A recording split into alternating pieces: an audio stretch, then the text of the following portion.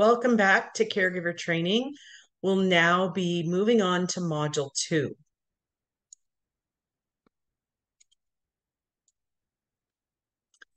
So Module 2 is all about stress and self-care. If you talk to anyone who is in the healthcare field now, you'll find that stress is one of the number one issues. And then also, a lot of healthcare providers don't take the time to take care of themselves, especially if you're a family member taking care of a loved one. You kind of get put down at the bottom. So we want to talk about some of the issues with stress in caregiving. Okay. Now, you'll see there's two columns: the family caregivers, what some of the stresses are that they might experience, and then employed caregivers and what some of the stresses are that they might encounter. Okay. So family caregivers sometimes will say they have this feeling of isolation and loneliness. They have to juggle their own lives of their families, perhaps, and then the lives of their loved ones. Maybe they're scheduling doctor's appointments and paying bills, and managing two households can be overwhelming. Family caregivers might not feel like they have a lot of support. They may feel guilty or frustrated if they cannot provide the level of care they feel they need to. And I hear this all the time, that family caregivers feel so guilty. Family caregivers may not take care of themselves. And this leads to exhaustion, believe it or not, and can lead to burnout. Can also lead to what we call the breaking point. On the other column, employed caregivers, they may have stress because of the long or heavy workloads that they have. The physical demands just might be too challenging and too tiring. Also, the emotional demands of going in every day and caring for other people. Employed caregivers might feel that they have a lack of support from their team, their employer, or the client's family. And then another cause of stress is the financial strain. Doing to caregiving work might not be enough to what you make, the money you make from being a caregiver might not be enough to support your own financial needs. So I want to take you back to the reason this grant was allowed or rewarded to Poway Adult School, is to address the caregiver shortage, but also to identify that caregivers need to make more money to stay in this field. And so through this California Department of Aging, they have set up specifically CalGrows, a program where either family members or paid direct caregivers can access over 500 classes, free and online, but also can receive free career coaching and monetary incentives up to $6,000 for working and taking additional training. More to follow on those incentives. But you see, family caregivers and employed caregivers, there could be an overlap for sure. This is a video of a gentleman who got to his breaking point. This is what happens with stress. I really felt like we had gotten to the point where I was stretched as far as I could go. I was ready to snap. It was very difficult at home. I would work all day. I had Betty in an adult daycare center so that I could work at least 6 hours a day away from the house. Then I would bring work home. Finally, the day came one night when she wouldn't take her medicine. I asked Joy, our youngest daughter, if she would give it to her, and Joy came down and to give it to her, and she smacked Joy and threw the glass of water on her. And Joy came running up the stairs just crushed, brokenhearted. And she said, Dad, I think it's time for her to go to the nursing home. And so I went downstairs and I said, honey, this medicine is for you. It's to help you. You know, we love you and want to care for you. And just out of the blue, she went wham. And she just smacked me upside the head, jerked my head around, and just spontaneously, I just pushed her on the bed. And she just kind of curled up in a little ball and started to whimper. And I saw that. It broke my heart. Because I realized I was capable of hurting her. And never in a million years. I had never hit her. In our married life, we will have been married 38 years in August, and I never hit her.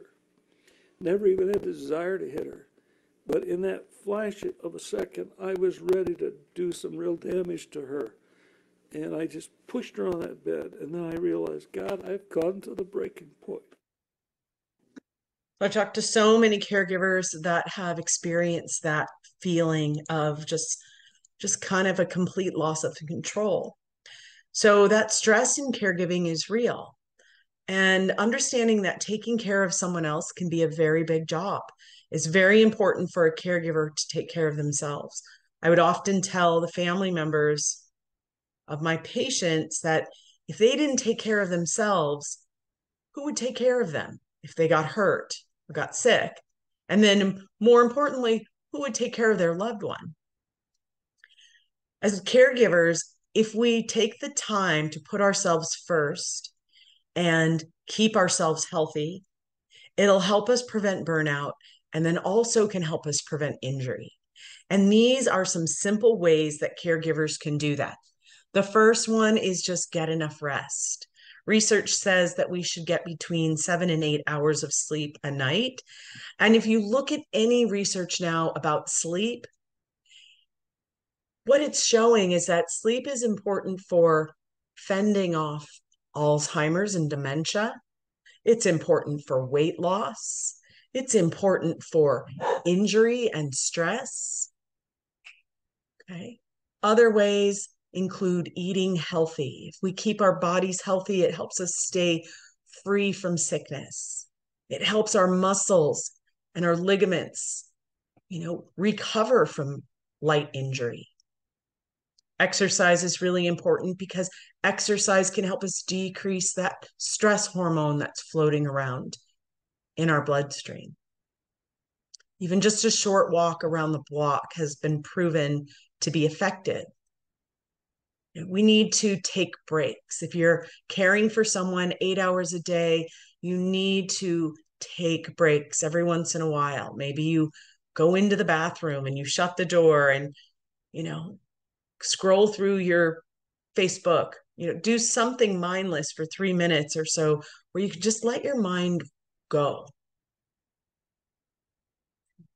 Another way that caregivers can take care of themselves is they can ask for help. And I know it's not always easy. I also know that many caregivers feel that they should be able to do this by themselves. Okay? But ask for help. See if there's a friend or a family member, someone that you can call on. It's hard for family caregivers because there's not a lot of extra help out there.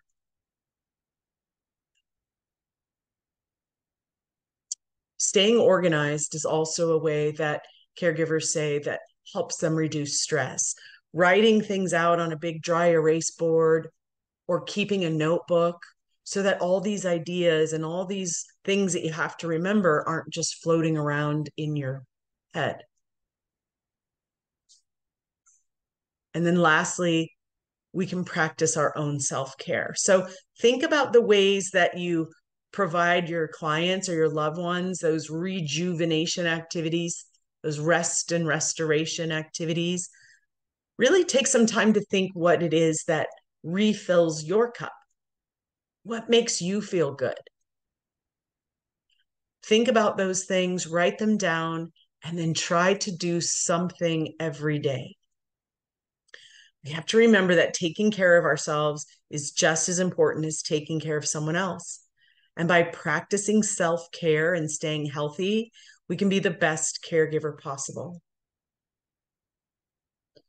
Very simple way to reduce stress, because stress is really at its root the cause of so many illnesses and injury. One of the easiest ways that we can reduce stress is to simply take 3 deep breaths. Research has shown that 3 deep breaths is enough to decrease heart rate, decrease blood pressure, and decrease that stress hormone that circulates around when we get worked up. So I want to have us all do that right now. Everybody take a deep breath in and a full, slow breath out. 2 more times. Deep breath in. Breathe to the very tippy top of your lungs. And then a big breath out.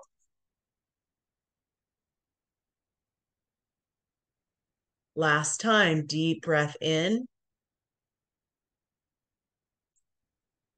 And breath out.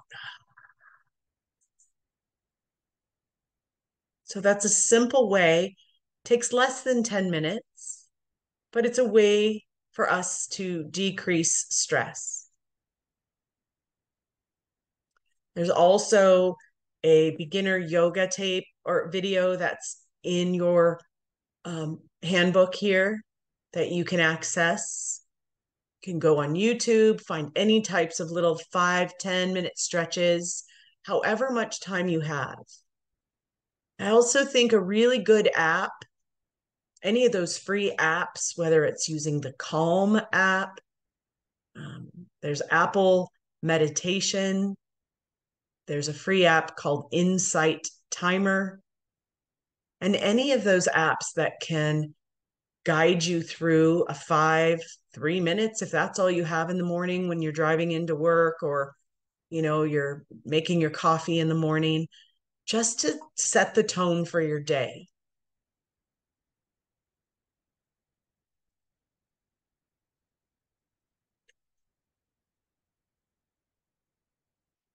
So check out that yoga video if that's something that's interesting to you. And that's the end of Module 2.